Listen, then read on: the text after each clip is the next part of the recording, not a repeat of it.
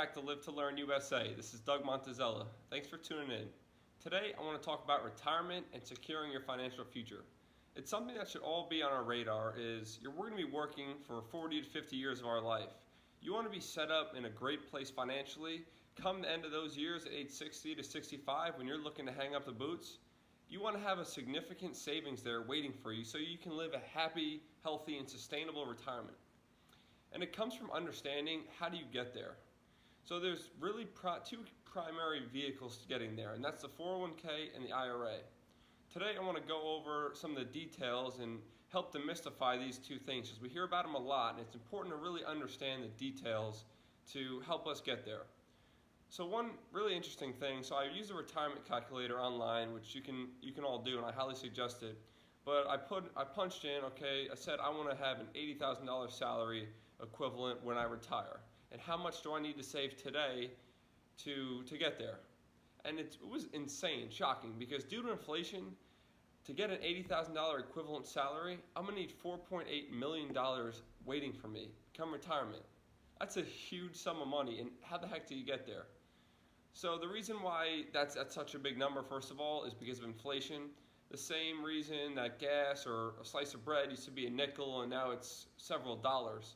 So money naturally devalues over time.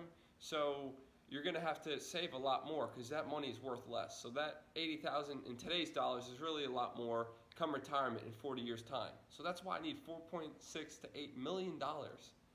So this is something that we want to have right in front of us and continue to focus on because it's going to be a huge milestone that you want to reach for. And one of the things I want to talk about today is an example from this book, Unshakable by Tony Robbins. And this book, I highly suggest you read it because there's tons of practical knowledge that you can apply to your personal investing. So one of the examples in here really stresses the point of how important it is to start saving today, yesterday, because it's just so important to start contributing to your retirement accounts. So in this example, you had person A and person B. Person A invested $300 a month from age 19 to 26 in their retirement portfolio. Person B did the same thing, contributed $300 a month, but from age 27 to 65. So person A got in there a lot earlier, but stopped contributing after age 26. And both of these two people earned an average of 10% return on their investment. So they basically bought the S&P 500 index fund, which is just the 500 largest companies in the world, all combined together, and which is average since the start, 10% return. So they both earned 10%. Guess who walked away with more money? Person A walked away with more money. Person B contributed for 40 years. Person A contributed for 6. Because person A got in earlier, their money was put to work by compounding interest. And that really paints a picture. Person A walked away with $1.8 million, person B 1.5. That's so incredibly shocking, but it really stresses the importance of getting in, saving early and often. So start today. And now today I want to go into the two primary vehicles to get you to where you want to be in a great healthy retirement. And that's your 401k and your IRA. I want to demystify these a bit, and I want to go into the details and help us take full advantage of these great programs that we have at our fingertips. You ready to dive into the details? Let's do it. So the two things you have available to you are the 401k and the IRA. These are tax advantage portfolios that are going to let you save for retirement. Tax advantage simply means that the government's offering incentives to help you save for your future because it's in their best interest. When people are reaching their golden years, it's good for the economy to allow them to live a healthy, sustainable lifestyle. So tax advantage, you're going to hear two main buzzwords in regards to these accounts. Both of them have a traditional version and they have a Roth version. So those are the buzzwords. So what do they mean? Traditional means it's pre-tax. So the money it's taken out of your paycheck and contributed to these accounts enters tax-free. So you're saving money your whole working career because that money's not taxed. You're only taxed when you pull those funds out after 59 and a half when you're eligible to remove. And the flip side of that coin is the Roth. So the Roth is your money that automatically gets taken out of your paycheck into these accounts. That is basically taxed on its way in, but it can grow tax-free. And when you're 59 and a half and you're looking at withdrawal, that money is tax-free, so you don't need to pay taxes again.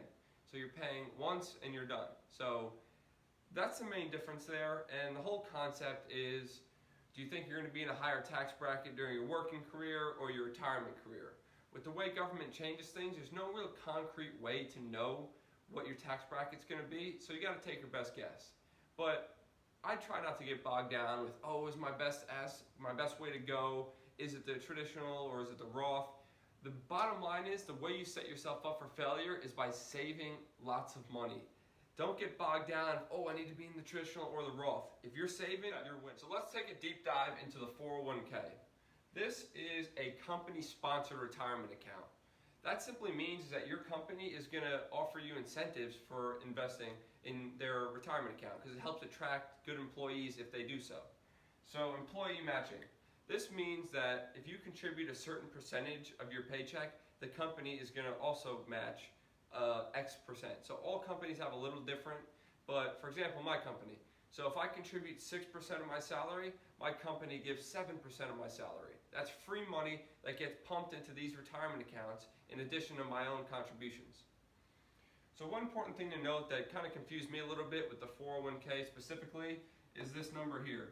For 2018, it's now $18,500. That's a contribution limit. And all this simply means is that's how much the maximum that you personally can invest into this account. And what I thought originally was the company match and my amounts counted towards that $18,500, but that's not the case. $18,500 is strictly your own money, not including their employer matching. So your total is $55,000 is your total limit for 2018 that you can contribute to this account. So you obviously have plenty of room for your employee matches. So really, your goal in an ideal world is to put a tax on yourself for your future retirement and get to this $18,500 mark. One thing that helped me do that personally was I slowly inched it up over a 6-month period. The jump from where I was to maxing out, it seemed crazy and I wasn't going to do it. So what I do? I increased my contributions 2%, month over month, until I did the math and I was coming out to $18,500. Then I got there.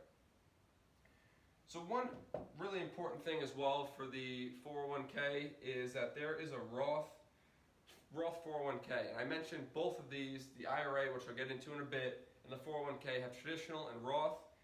In the IRA, there's actually contribution limits, but based on your income, so once you get to a certain income threshold, you can't actually invest. But the Roth 401k is a very essential tool because they don't have income limits. So that lets you continually contribute your whole entire working career regardless of how much you make. And one thing to also note is for people who are close to retirement and over the age of 50, there's something called the catch-up. So the government lets you contribute even more than in your younger years. So if you're 50 and over, you can potentially personally contribute up to $24,500 per year. So these are just a little catch-up to help people who haven't maybe made it a priority. But we don't want to get in that situation. We want to be on top of this and understand how important it is to get to our savings benchmark and live a great lifestyle. So that's overall the 401k. And this is going to be your primary powerhouse for getting there because, which I'll get into in a little bit, your IRA, it's a lot smaller. Your limits are smaller, so your obviously nest egg when you end up retiring is going to be smaller. So this is where you get the most bang for your buck and should 100% be your primary focus. So utilize it, find out your company match, get that minimum, and then slowly work yourself up. However long it's going to take to get you to the $18,500 is the 100% best way to secure your financial future. Alrighty, moving on. So the IRA. This is something that I suggest you do. Let's say you are killing it in your retirement fund, you're hitting your max at $18,500 in your 401k, and you're looking, what else can I invest for my future? I have this money and I want to continually grow my nest egg. Then you want to look at an IRA. IRA is simply an independent retirement account. What this means is that anybody can open it because it's not company sponsored. Your 401k, you need to be involved with a company to actually get these accounts. But IRA, anybody under 70 can get one. You just go to a bank or look them up online. They're very easy. And the main difference between the 401k and the IRA as far as investments is you have a lot more flexibility in the IRA because these are company sponsored, the 401k, so you really are a lot of times picking index funds or mutual funds that are large sums of investments grouped together, versus here you can pick whatever you want. You can pick individual companies, you can pick indexes, you can pick stocks, you can pick really anything. It's limitless. So much closer to a personal investment portfolio that you would find on Robinhood. So a lot of flexibility. And the limits on the IRA are a lot smaller than your 401k. So the limits, if you're under 50, is $5,500 a year. And if you're over 60, similar concept. The government lets you do catch-ups, so they give you an extra $1,000 that you can contribute to an IRA. One really important thing to note is for your Roth income threshold. I mentioned before, the 401k, if you get a Roth, if your company offers a Roth, you don't have to worry about salary cap, but the Roth is actually limited to $135,000 is your income, and then you technically can't contribute to this further. So that's something to keep in mind, and try to forecast your salary, what you think it's going to be, and you might just want to go to traditional if you feel like your salary could surpass that over time. But regardless, these are win-win scenarios. You're going to secure your financial future, you're investing. So again, your focus should be the 401k, and if you want to continually tribute outside of that, then you can open up an IRA. These are tax advantage accounts that are going to let you hit that number. So find out what number you need to shoot for, get a game plan together based on that. I suggest Mint, mint.com.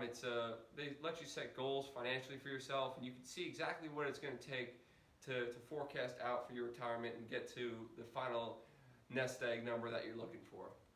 So save today, update your accounts. Really stress this, guys, because this is the key to living the life your golden years. You want to relax on a beach, this is the way to do it. Set it up today and maximize it to every possible extent. Thanks for listening in. Hopefully you got some value out of this, and I'm more than happy to share or comment on any of this stuff and ask questions, because I like spurring conversation like this, and I think it's all good. It's all really important information that we need to focus and learn, and the more we talk about it, the more knowledge we share, the better we get at this stuff, because it's important and we all want to make good financial decisions. Thanks for listening. Take care, y'all.